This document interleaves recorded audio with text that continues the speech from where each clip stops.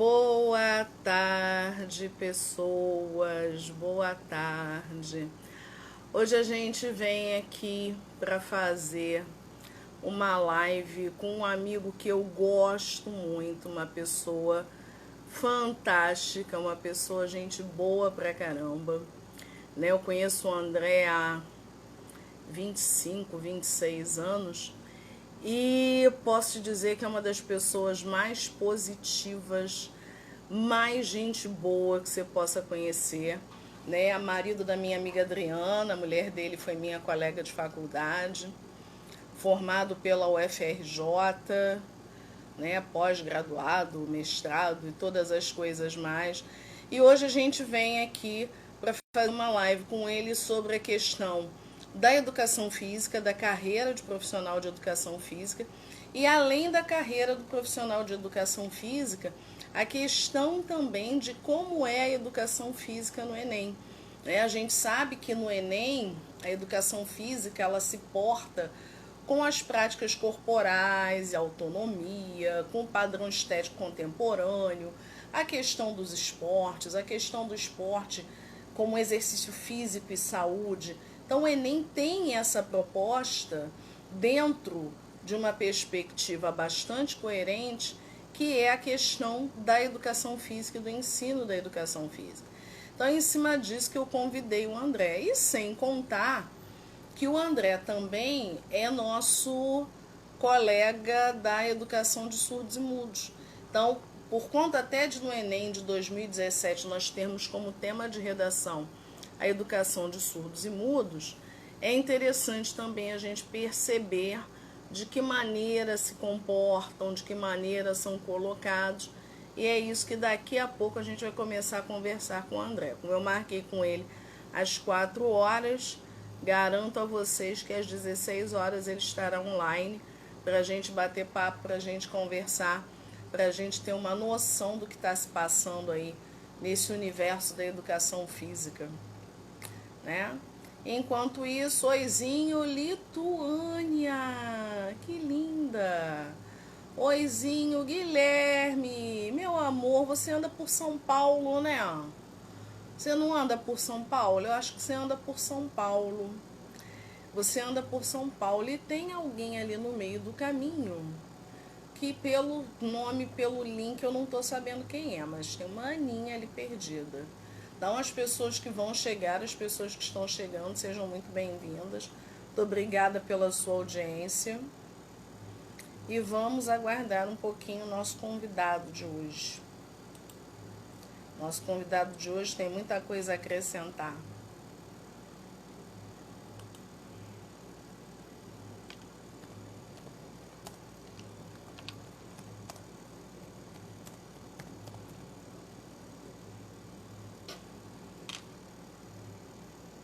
Muito bem, tá entrando o povo aí. Olha o nosso convidado, vamos falar. Pamela, e tem aqui o nosso convidado. O nosso convidado, Pamela. Vamos lá, tem uma galera entrando aí, ó. André também já entrou. Tem o site que a Beatriz participa, o Pórtico do Infinito. Muito obrigada pela presença de vocês. Boa tarde, meu amigo. Como vai você? Tudo bom. Tudo jóia? Tô tentando apoiar o telefone aqui de alguma forma. Ah, tá. Não esquenta, não. Isso é assim mesmo. O meu tá apoiado na tela do notebook. Você tá de cabeça para baixo. É porque... Preciso de você de cabeça para cima. O meu telefone, o negócio do carregador, entra por baixo, entendeu? Eu não tô conseguindo apoiar ele com essa porcaria aqui. Vamos. Agora você melhorou. Mas tô só pela metade. Agora você melhorou. Eu vou segurar, não tem problema. Isso. Eu seguro aqui e tá tudo certo. Mas eu já te apresentei para as pessoas, tem uma galera aí que está entrando, que vai fazer vestibular. E uma das carreiras muito legais é a educação física. Eu estava falando aqui com as pessoas que a educação física no Enem ela é cobrada com práticas corporais, com padrão estético, esportes, exercício físico e saúde, expressão corporal com a questão da dança, cultura, e outras situações mais, e já estava dizendo que você é meu amigo há muito tempo, mais de 25 anos, Com certeza. né? Que você é uma pessoa extremamente bem informada, é uma pessoa marido da minha amiga, e hoje você vem aqui contar para as pessoas um pouquinho da tua carreira, um pouquinho da tua experiência na educação física, um pouquinho dessa coisa de trabalhar com os portadores de necessidades especiais, no teu caso, os surdos. E o que você quiser falar, sinta-se à vontade, André. Tá bom, eu agradeço. Não sei se é tudo isso que você colocou aí, mas eu acho que consigo contribuir de alguma forma. Tirando a parte da amizade, que realmente é toda essa, né? Com relação à minha carreira, não sei, talvez seja menos, mas eu me esforço para contribuir, com certeza. Você pode começar com o seguinte: quem foi o André? Por que o André foi para a educação física? Inicialmente, o André não ia para a educação física, né? O André gostava, por exemplo, sempre gostei muito de motocicleta, né? E carro também. E lá na rua onde eu morava, né, a gente comprava carro velho, no ferro velho, e tentava fazer os carros, e eu primeiro ia fazer engenharia mecânica. Só que quando eu estava no segundo ano eu fiz científico, né? Na verdade, científico não, eu fiz segundo grau. Eu sou da reforma de ensino de 71. Então eu fiz ensino técnico. Quando eu estava no segundo ano, no segundo grau, eu tive um professor de biologia, que era um cara muito famoso na época, chamado Lino, dava aula nesses cursinhos aí todos importantes, e dava aula para mim no Marista. Eu fui aluno do Marista. E eu fiquei apaixonado por biologia. Aí resolvi que ia fazer biologia e tal. Mas no terceiro ano, eu saí do Marista, fui para um cursinho, e lá eu me desinteressei pela biologia, era aquela turma com 120, não sei o quê, aula com microfone, muito pouca proximidade com o professor, e eu me desinteressei pela biologia. Eu sempre fui uma pessoa que fez muita atividade física, eu jogava vôlei, eu nadei muitos anos e tal, então eu sempre tive uma atividade física muito grande, muito próxima ao esporte, e aí eu falei, eu vou fazer educação física. E fiz vestibular lá, passei. Na época eu fiz também para PUC, para análise de sistema, que era uma coisa que na época estava em voga, né? E meu tio trabalhava, né? Meu tio trabalhava na data prévia. Faz análise de sistema, bicho. Você vem trabalhar aqui com a gente, beleza? Mas eu não consegui me ver preso numa sala, analisando o sistema daquele. Passei para PUC, para análise de sistema, mas nunca apareci lá. Aí fui fazer educação física, né? Acertei, e isso é uma coisa que os nossos ouvintes, aí, os seus alunos, têm que prestar atenção. É muito difícil você escolher carreira. Eu digo que acertei por sorte, porque eu tive vários colegas que cursaram um semestre, 2 semestres, trancaram por razões A, B ou C, assim como tive colegas que vieram de outros cursos. Eu tenho colegas que vieram da engenharia, colegas que vieram da medicina. E você imagina, né? Passar no vestibular de medicina é dificílimo, chegar lá na frente e dizer assim, pô, não é isso que eu quero. Então, muita gente vai para a educação física achando que a gente vai malhar o tempo inteiro para fazer atividade. E não é isso, né? A história é outra. Profissionalmente, a gente vai fazer outras coisas. Então, o que eu acho que é importante assim, nesse primeiro momento aqui é ter atenção para não se cobrar demais. Entender que você pode achar uma coisa agora no auge dos seus 17 anos, porque quem está na idade correta está com 17 anos lá no terceiro ano. E por mais que você esteja fora da idade, você não esteja com 17, você esteja com 18 ou 19, ouvinte, você continua não sabendo coisa nenhuma. E principalmente escolher uma carreira. Eu, eu comecei a trabalhar em 1978, estagiando, lógico, eu me formei em 1980, e durante uns 30 anos eu trabalhei de segunda a sexta, de 7 da manhã às 10 da noite, e sábado até meio-dia. Quando tinha competição, trabalhava também o sábado inteiro e o domingo inteiro. não posso reclamar de dinheiro, eu sempre ganhei bem, mas trabalhei muito. E, às vezes, exatamente. quando pintava uma folga num domingo, alguma coisa assim, alguém dizia, pô, vamos no cinema, vamos na praia. E eu tinha dinheiro, tinha tempo e não tinha disposição, porque eu estava cansado demais. Você tem que ter muita identidade. Por que eu estou Ó, a falando disso? Mariane está falando aqui, espera um instantinho, ela está te dando razão. Mariane Xavier, escolher a profissão é muito difícil, estou neste momento de agora. Isso. Então, Mariana, eu acho que você não tem que ter medo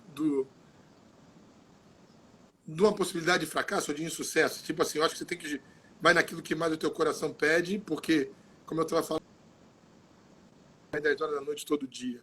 Se você não gosta do que você faz, você não vai dar conta. Eu acho que a maior inspiração que a professora Yara pode nos trazer não é conhecer tecnicamente português, ou adivinhar, ou se informar sobre o que vai cair nessa redação ou naquela. Isso tudo é bacana. Mas o mais bacana é o amor que ela tem pelo que ela faz. Não é? É o carinho. Porque é isso que é o combustível, bicho. Se não tiver esse combustível, não vai. Então, eu acho que o primeiro combustível, o que vai te mover, é gostar daquilo que está fazendo. E ninguém faz bem o que não gosta. E se você não faz bem, você não tem sucesso. Se você não tem sucesso, você não tem remuneração. Então, eu acho que o caminho é gostar daquilo que vai fazer. Não é? É só olhar para a sua professora.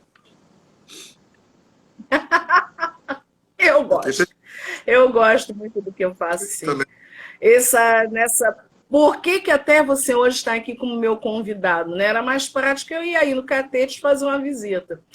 Mas exatamente porque eu vi nessa questão da pandemia, a ausência da gente em sala de aula, ela faz muita falta para o aluno que não tem o pique, o ânimo de estudar sozinho. Então, daí eu criei um canal no YouTube, eu criei uma página no Facebook. Ano passado, ou retrasado, eu tinha uma aluna chamada Beatriz, ela dizia assim, professora, teu Facebook é de utilidade pública.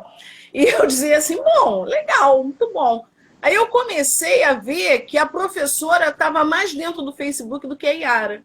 Foi por isso que eu criei a página Mentaliza. Porque no final da história, quando você vai ver meu Facebook, ele tem, assim, muito mais coisa de educação do que da pessoa em si.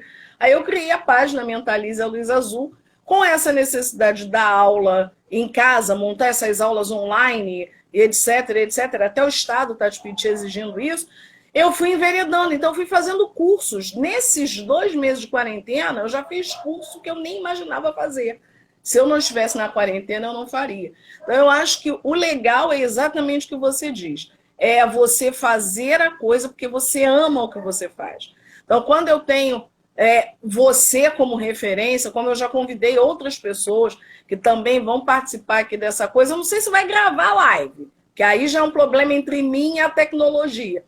Mas, certamente, quem assistir um pouquinho do que a gente está falando aqui já vai encontrar o caminho. Essa mocinha que entrou agora, Marcele Ribeiro, eu acho que é a Marcele que faz medicina. Marcele, guerreiríssima essa menina, e está lá fazendo medicina, ficava nervosa, chorava, mas está aí, está estudando medicina, então acho que isso que é o legal. E aí você contou um pouco da tua história, e agora o que você tem para falar a respeito do vestibular em si para a educação física, né? Óbvio que é um pouco diferente de quando você fez, mas o que você tem para sugerir para esses meninos? Eu acho assim, em tempos ordinários, você, é lógico que além de trabalhar na escola, né, ou num espaço onde que vai facilitar a sua aprendizagem, eu não gosto muito de falar de ensino, eu não acredito muito em ensino, eu acredito em aprendizagem. E por que eu acredito em aprendizagem? Porque eu acho que se o outro lado, e a gente como professor tem clareza disso o tempo inteiro, se o outro lado, né, o lado que aprende, o aluno não tiver interessado, não adianta ensino. Então, a gente está ali para ajudar, para facilitar e etc, etc. Nesse tempo agora, isso fica mais intenso, porque você não tem, por mais que tenha acesso, nós estamos aqui, né, assim, talvez até com mais acesso, com Aham. 24 horas, porque você pode chamar pelo Instagram, você pode chamar pelo Facebook, você pode chamar pelo WhatsApp, pelo e-mail, não Isso. importa. Se você não tiver a fim de aprender, isso não vai rolar. E eu acho que isso Com certeza. acontece com uma coisa mais importante. Você tem que buscar informação e nos usar como ferramenta para isso. Eu acho que esse é o primeiro ponto em se tratando de vestibular. Você tem que querer mais do que eu, ou mais do que a Yara. Não é? Não adianta a Yara querer buscar informação. O que será que vai ser a redação e blá e blá. E ela disse, olha, gente, eu estou aqui, você não escrever nada e mandar para ela. Eu acho que esse é o primeiro ponto. Tem que ser o aluno, tem que ser o estudante, tem que ser o candidato. Essa é a primeira questão e ela é bem geralzona. Não é? Eu trabalhei, eu sou aposentado do Estado, me aposentei no ano passado, trabalhei 35 anos no Estado, sou professor federal há 31 e trabalho na iniciativa privada também desde 1978, como eu disse. Durante muito tempo, eu tive alunos no Estado e na iniciativa privada. O meu aluno da iniciativa privada nunca apareceu na quadra dizendo assim, professor, minha turma foi liberada, eu queria saber se eu posso fazer aula com essa outra aí. Deixa eu jogar uma bolinha. Não acontece isso. Isso só acontece na escola pública. Aí eu digo assim para ele, meu irmão, cadê a tua turma? Não, mas é porque o professor... Mentira, cara. O cara está matando aula e vem pedir para jogar bola.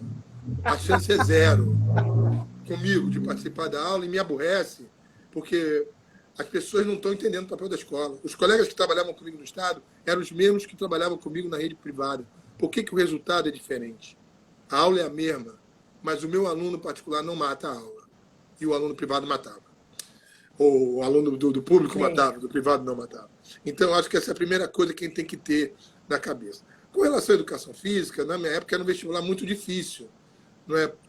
Porque sempre foi uma disciplina que as pessoas querem muito, assim, né? Uma carreira que as pessoas querem muito, até por às vezes confundir, como eu disse anteriormente, achar que você vai ficar fazendo atividade física o Aham. tempo inteiro e não é bem isso. De qualquer forma, eu não me vejo em outro lugar. Não é? Você trabalha ali, você trabalha com saúde, você trabalha com a rapaziada, você trabalha com esporte, com coisas saudáveis o tempo inteiro. É muito, muito, muito legal. Eu hoje estou mais voltado para pesquisa, mas mesmo assim eu pesquiso atletas de alto rendimento que estão em idade escolar. Eu pretendo entender como é que essa garotada da idade de vocês consegue conciliar o vestibular, né, com os Jogos da Juventude, que acontecem ao mesmo tempo, é uma competição importantíssima. Não é? Ela dá o Bolsa Atleta, que é uma fonte de renda importante para o atleta nacional hoje, principalmente para o atleta estudante, e às vezes ela acontece ao mesmo tempo e vocês têm que escolher, isso é um equívoco. Então hoje eu estou mais voltado para isso, mas eu continuo dando aula na escola, eu sou professor do INES, como a Yara falou, do Instituto Nacional de Educação de Estudo. Então eu acho que você que vai buscar educação física, primeiro, ter clareza de que você não vai malhar o tempo inteiro. Segundo, se dedicar e ajudar a Yara, porque se você não se dedicar, não adianta de nada o trabalho da Yara, ela sozinha não vai produzir. Terceiro, buscar mais informação do que você buscava antes, porque você agora não está na escola com alguém te produzindo o Exato. tempo inteiro. Com relação a conteúdo, eu acho que antes você olharia para os PCNs, que eram o que a gente tinha, Os não, parâmetros curriculares nacionais. não como um instrumento, não como um documento normativo, mas como um parâmetro, como o próprio nome diz. Hoje você tem a BNCC. E aí não me cabe julgar se é boa, ruim, se você gosta, deixa de gostar. É um documento normativo. É diferente do PCN, dos parâmetros.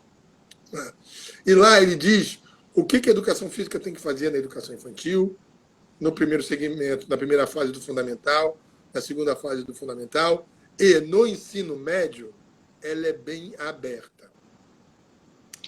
Isso pode ser um fator de dificuldade, porque a gente não sabe para onde o professor na escola vai caminhar. E aí, de que forma que aquele avaliador vai fazer perguntas no Enem. Então, se antes era difícil o exercício da Yara, dizer, olha só, o tema vai para esse lado aqui, hoje eu acho que o exercício vai ser mais difícil no caso da educação física no ensino médio, porque eu não sei absolutamente para onde meus colegas vão caminhar na escola.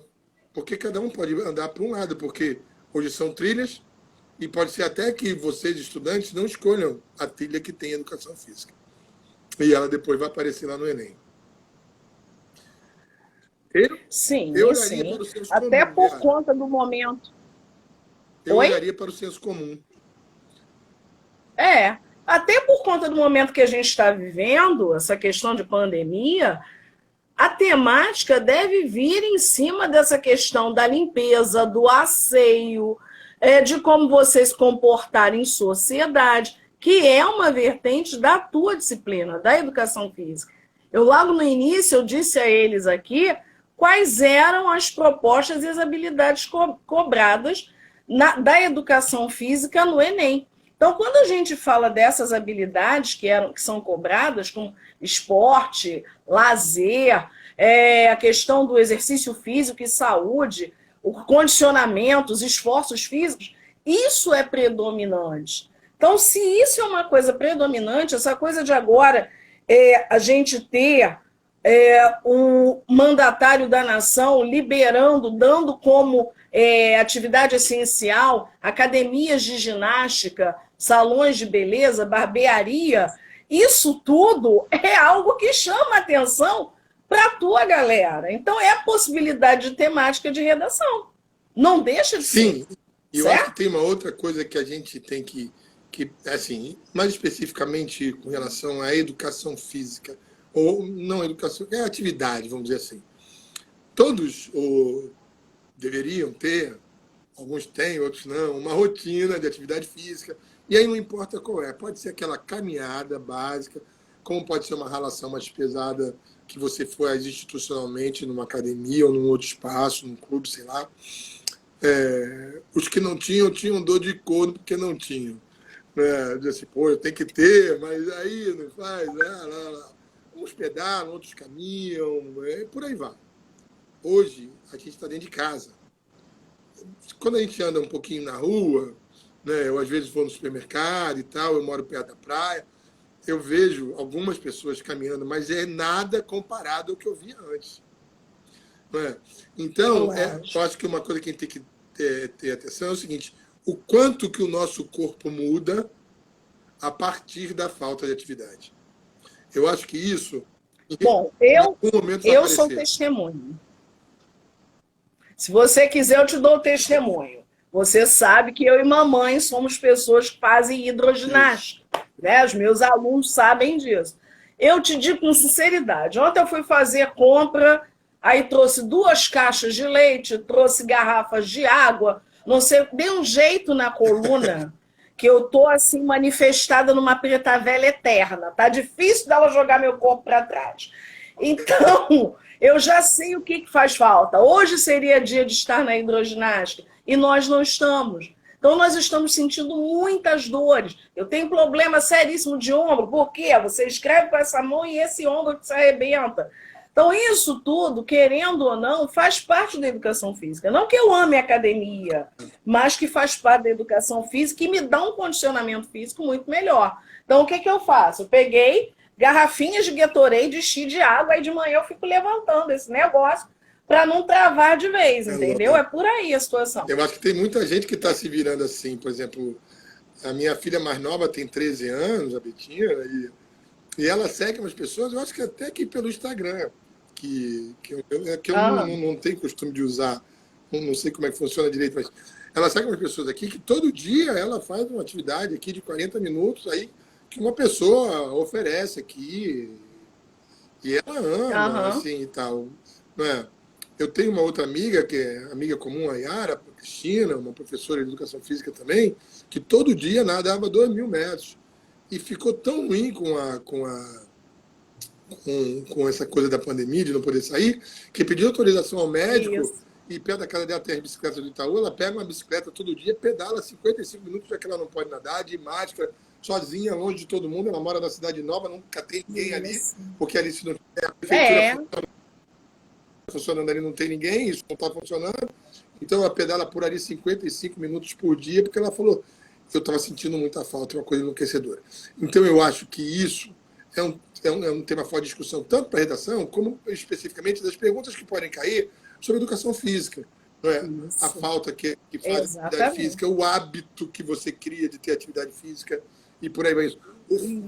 O fortalecimento do seu corpo, que é o que a gente está vendo a Yara sofrer aí com o corpo que está se enfraquecendo e não está conseguindo responder o dia a dia.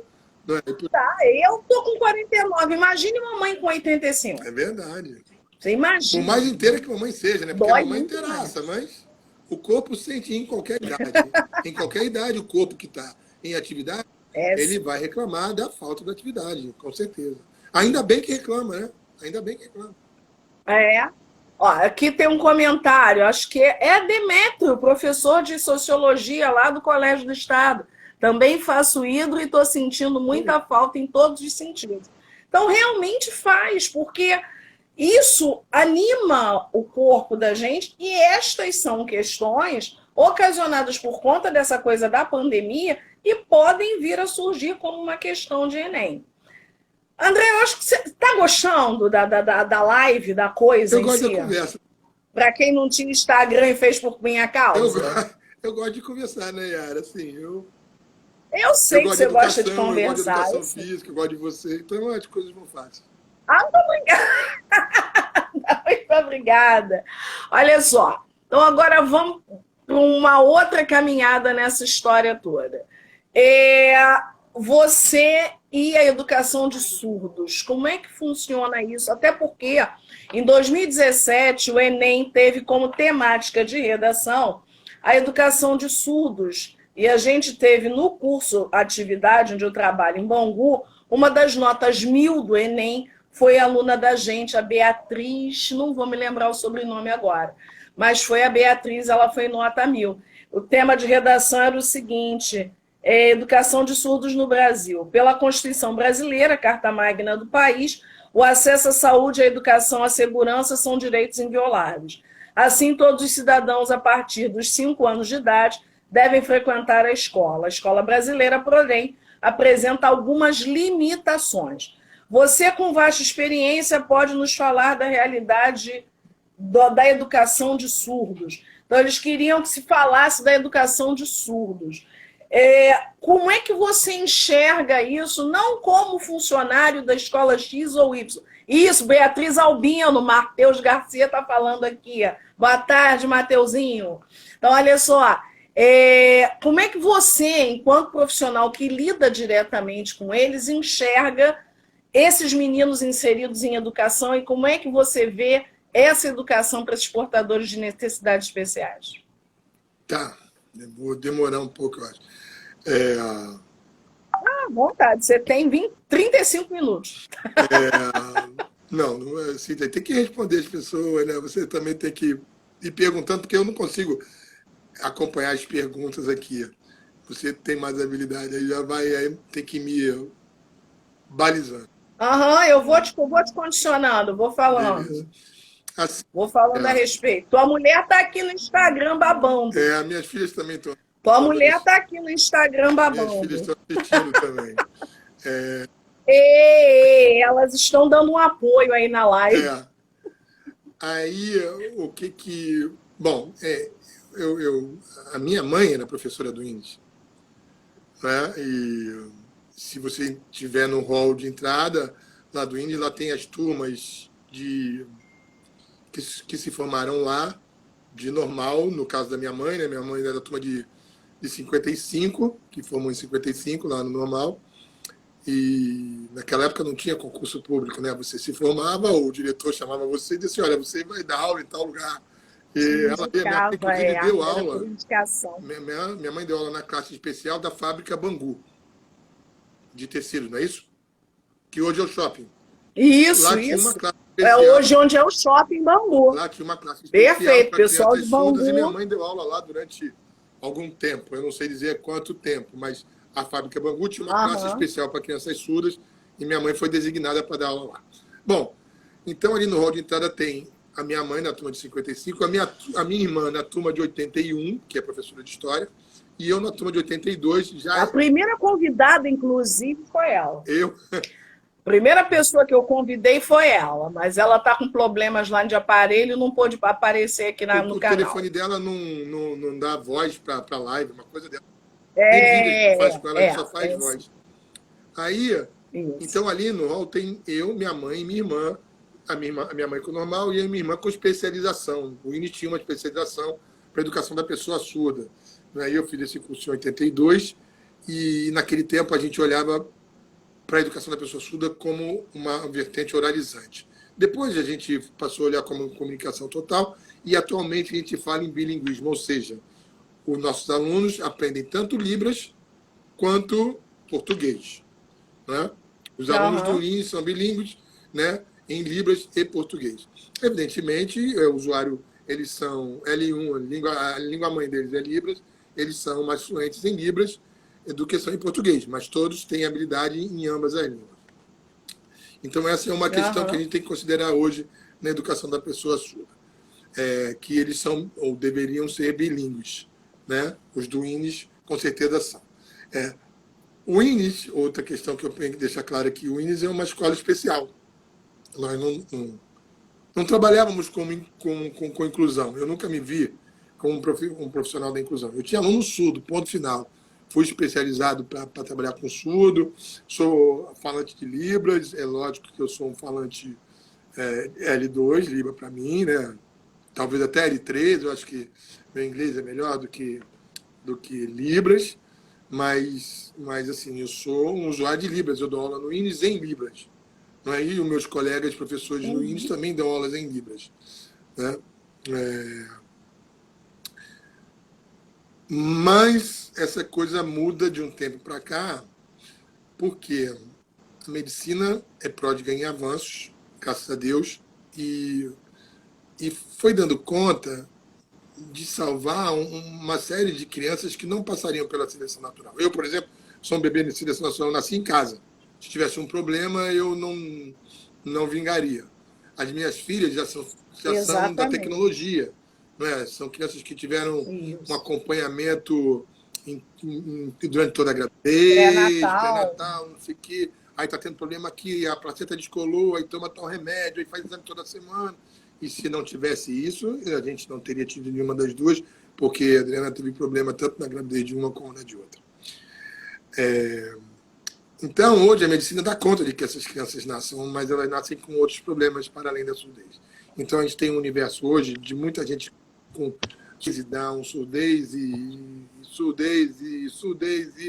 e a gente hoje trabalha muito com múltipla deficiência, que é um complicador muito grande. Então, eu hoje me olho como professor de inclusão. Por que eu estou falando isso? Porque as redes municipais, hoje, todas elas atendem também a pessoa surda, o que é muito bom.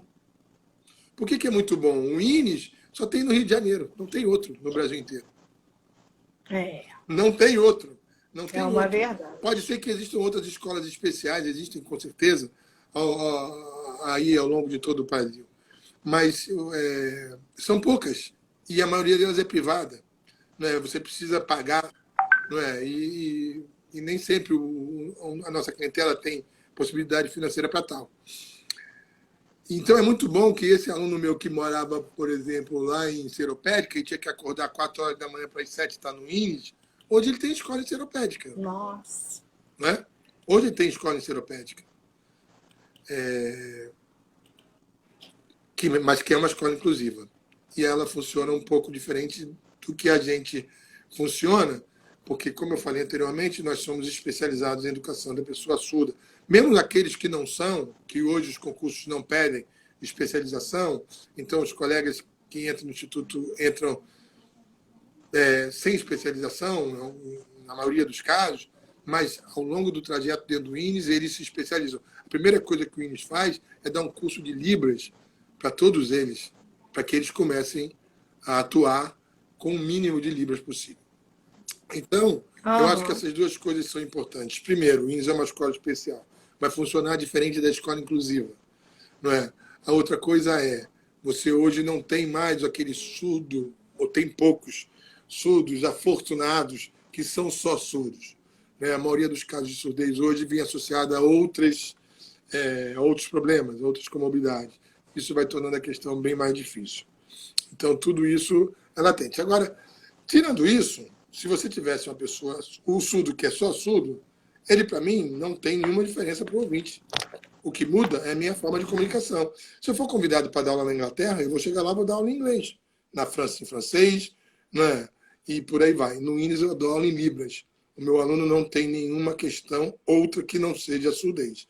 Se eu vou usar a língua dele primeira, com toda a dificuldade que eu tenho, e ele me ajuda, não é? Porque ele respeita o meu esforço para trabalhar em Libras, não é?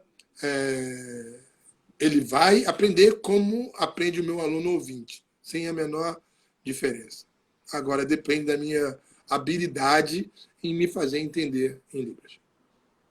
Ele é tão adolescente quanto qualquer outro, ele tem todas as reações de qualquer outro adolescente, ou seja, a única questão é ser portador de uma necessidade especial. Isso. E aí nós, profissionais de ensino, nos adaptarmos a isso. Isso. E aí, tipo assim, eu não cobro do colega professor uma maior habilidade em trabalhar na turma dele de inclusão, porque as notícias que eu tenho, e aí são só notícias, não é de que colocam numa mesma sala o surdo, o cego, quer dizer, cada um com uma necessidade. E aí, como é que o professor vai lidar com isso tudo ao mesmo tempo? Eu não sei até... Já tive essa experiência, professor. Perdão, eu não sei até que ponto isso é verdade. Que eu sempre conto isso. Há alguns 7, 8 anos, eu trabalhava num determinado espaço e eles puseram para assistir aula uma menina que era portadora dessa necessidade. Ela não tinha problemas auditivos, para resumir a ópera. E avisaram para mim que ela... Só que, quando você aqui, eu tivesse com um quadro, eu estou dando aula, eu ia às vezes ficar de costa para a tela. A mesma coisa acontece quando a gente vai dar aula para esse aluno. Então, eu ficava em pânico, querendo saber se a menina estava entendendo o que eu estava dizendo, por conta do quê? Ela lia lábios. Então, às vezes, eu estou aqui, mas... Acabou. Não dá. Não tem leitura labial. Não tem leitura labial. Aí eu, estalava assim, meu Deus, minha filha, desculpe. Os outros alunos ficavam, era a turma de pré-vestibular, ficavam olhando para minha cara assim, professora, a senhora é muito engraçada. Cara, eu não sou engraçada, é porque me desespera. Porque a oportunidade que eu estou dando a vocês, eu estou cerceando-a. Porque eu não sei ficar com a atenção. Então, ela sentava bem à frente, só que o que acontecia? Você está aqui, o tablado está aqui, eu estou aqui em cima, ela estava aqui embaixo. Então, querendo ou não, eu tinha que ficar olhando para ela o tempo todo. E eu não sou uma pessoa, óbvio, você nunca me viu dando aula, mas eu não sou uma pessoa, os meus alunos estão aí perdidos na live, que fica quieta. Eu não consigo dar aula sentada, eu não consigo dar aula quieta. Então, eu ia para lá, eu ia para cá, eu ia para lá, eu ia para cá. Eu via, todo final de aula, eu perguntava a ela, você tem alguma dúvida? Você quer que eu te explique alguma coisa? Porque aquilo me incomodava. Entendeu? Exatamente por saber que talvez ela não aprendesse tão ou melhor, mas eu sei que no final da história, né, se tiver alguém aí daquela época, vai lembrar, a menina passou no vestibular, foi fazer pedagogia, psicologia, alguma coisa assim. Mas aquilo me incomodava enquanto profissional de ensino. Entendeu? Então eu acho isso bastante interessante de também ser citado, de você trazer essa tua experiência e a gente conversar a respeito disso. Bom, terceiro ponto aí das nossas conversas. O objetivo das lives e das histórias em si é as pessoas trazerem, além das suas experiências, trazerem também aquilo que elas enxergam da educação enquanto educação em sociedade. De que maneira você está enxergando a educação? O que você acha que a gente tem para colaborar com essa educação? Eu não sei, você está dando aula online em algum lugar? Não. Não? Mas você observa tuas filhas assistindo e observa tua mulher preparando E essas dando aulas. também. Como é que você está enxergando essas... Hã? E dando aula também, né? A Adriana está dando aula. Isso, e dando aula. Como é que você enxerga isso? Como é que você está enxergando isso? Qual é a tua perspectiva de quem olha de fora? Bom, eu acho que tem um aspecto maior, que é o seguinte. Eu acho que, infelizmente, a educação vai muito mal das pernas.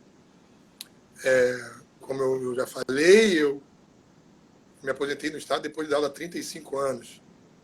E nesses 35 anos que eu tive no Estado, e eu tive, por exemplo, na Secretaria de Educação, dando curso pelo Estado inteiro para instrumentalizar meus colegas professores. E eu estive em sala de aula também. Eu andei o Estado inteiro, então eu não estou falando de nada que eu não conheça. Eu não vi a educação mudar em absolutamente nada para melhor. O que a gente tem de positivo são alguns casos isolados, são algumas escolas bem estruturadas, por iniciativa dos profissionais que ali estão. Não é uma iniciativa do poder público, que ajuda muito pouco, quando não atrapalha. Então, eu não tenho muita expectativa com relação ao que vem do governo.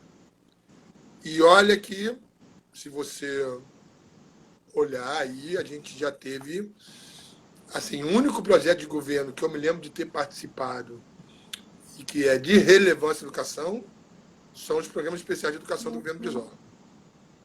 Né? Porque era carro-chefe também daquele governo. 1982, né? Eu dei aula no CEP, no primeiro programa especial, dei aula no CEP São João de Meriti, e fui da Secretaria Extraordinária de Programas Especiais no segundo governo, implantando os CEPs, e depois os CAICs, que vieram do SEAC, numa parceria com o governo Collor na época. Então, é a única experiência significativa que eu vi no governo. E como era uma proposta de governo e não de Estado, quando acaba o governo, ela desaparece. Porque o primeiro erro crasso social que acontece é chamar de brizolão. O próximo governador não vai manter uma coisa que se chama brizolão, né?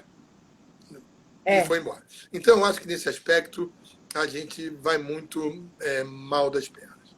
Com relação ao que a gente observa hoje, isso se reflete.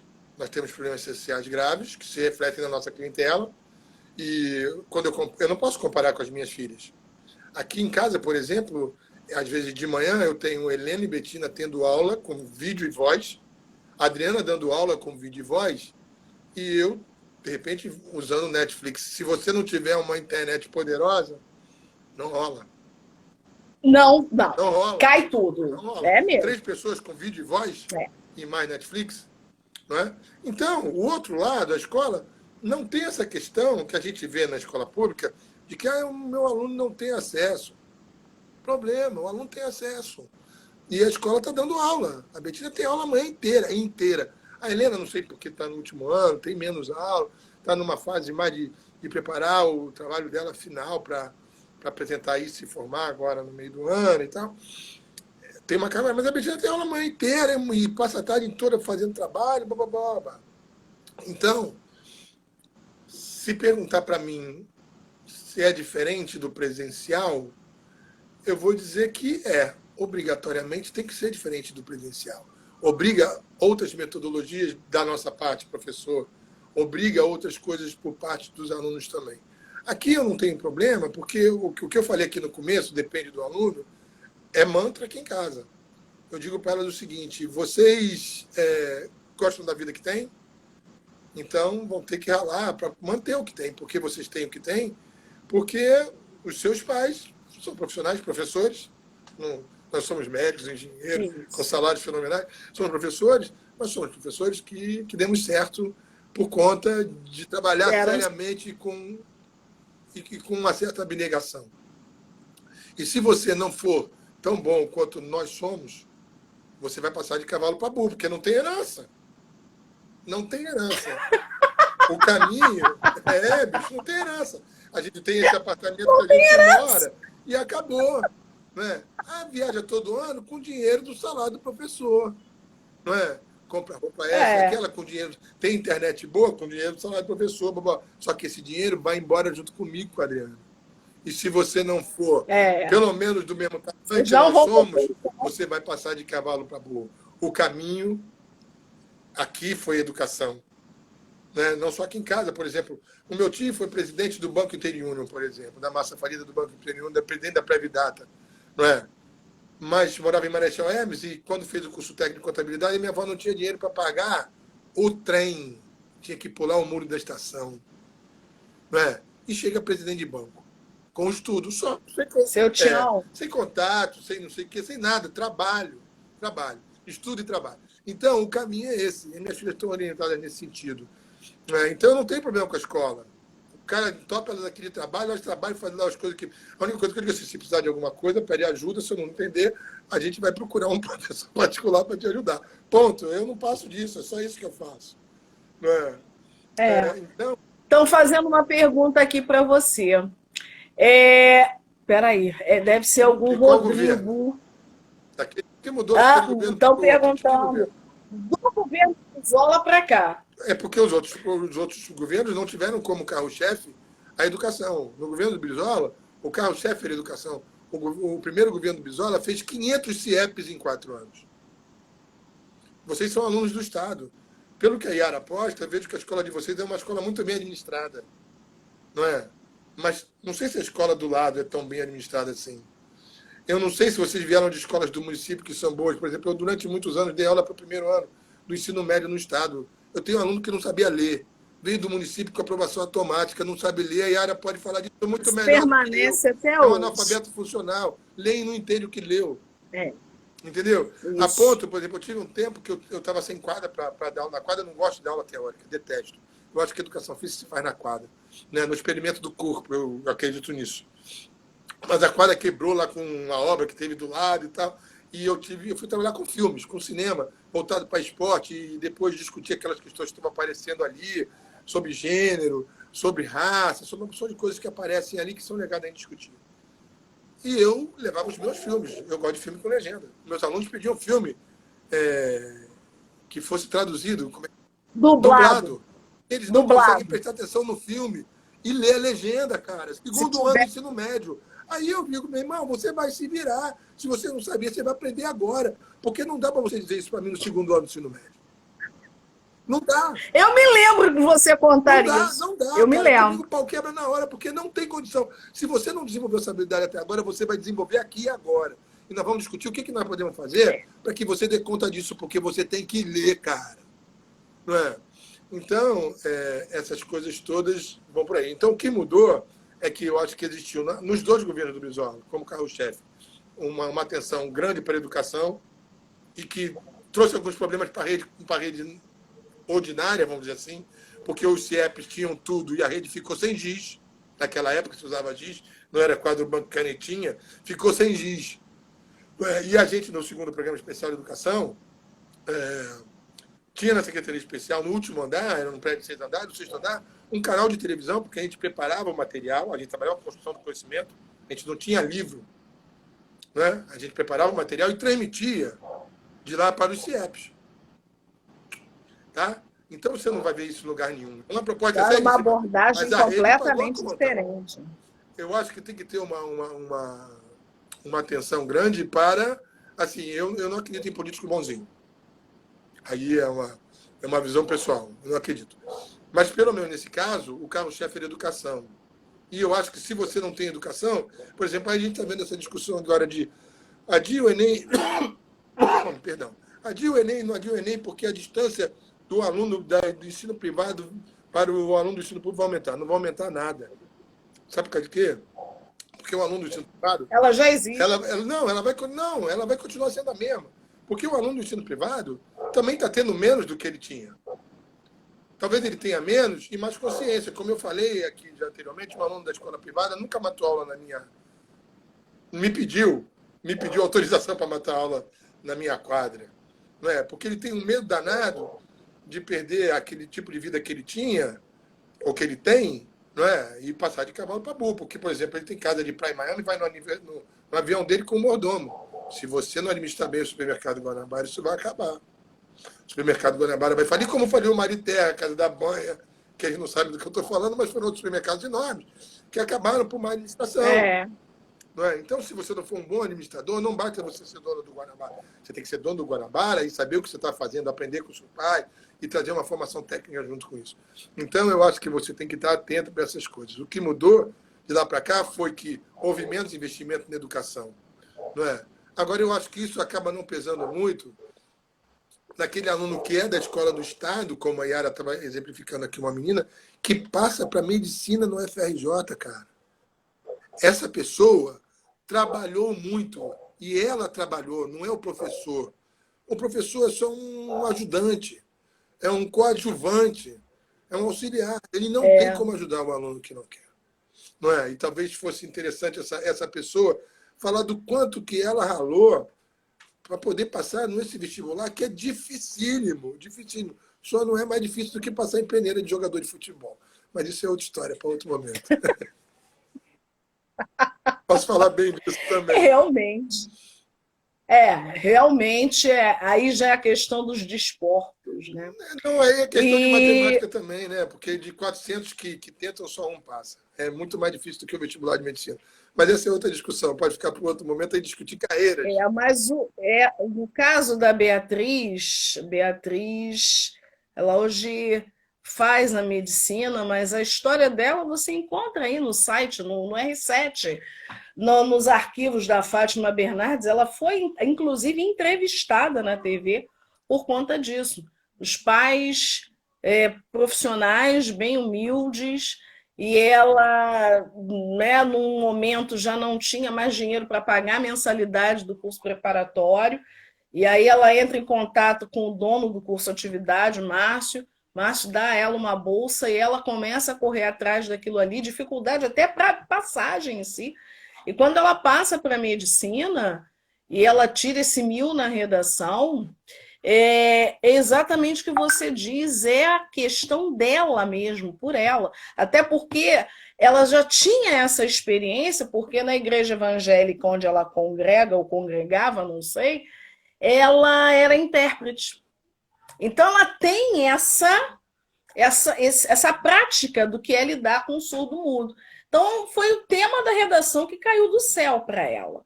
Mas porque ela se interessou, porque ela correu atrás, porque ela batalhou para isso. Ajudou, né? É óbvio.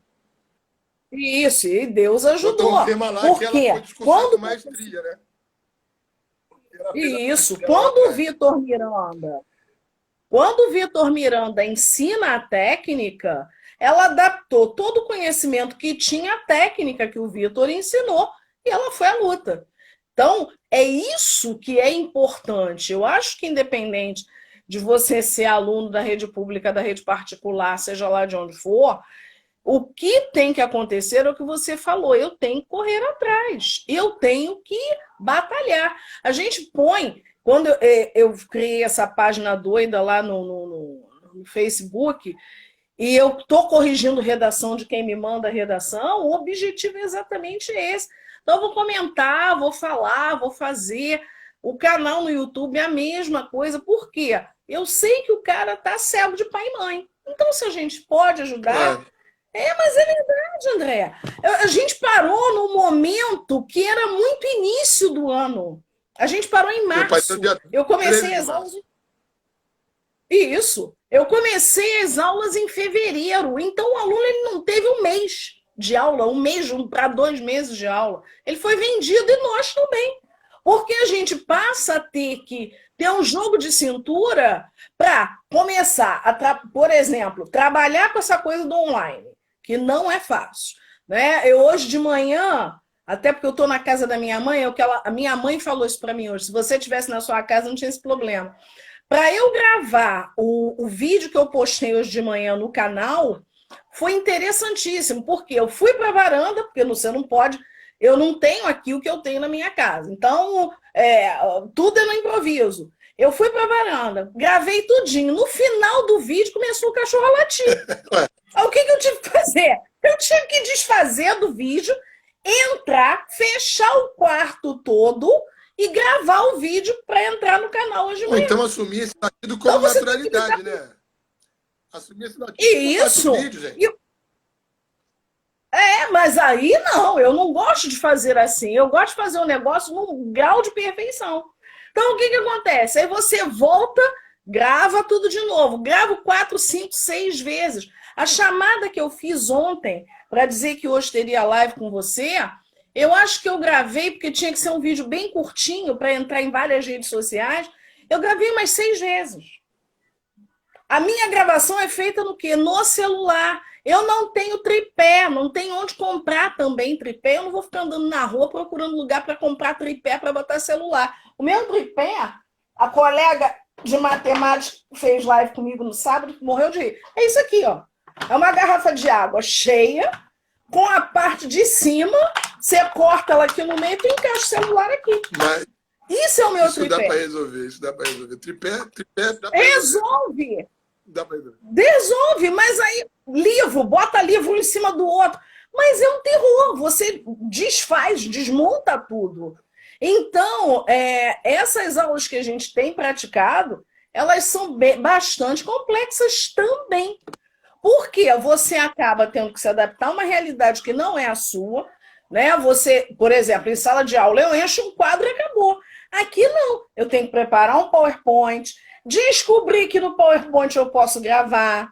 Então, ontem eu baixei o tal do Zoom, fui ver como é que era, mas hoje a gente teve uma série de coisas para resolver. Então, eu não pude pesquisar como é que faria isso dentro do tal do Zoom para fazer a live e depois gravar com você. Tudo isso toma tempo. Que é coisa que se a gente tivesse num período normal, não faria, não estaria fazendo.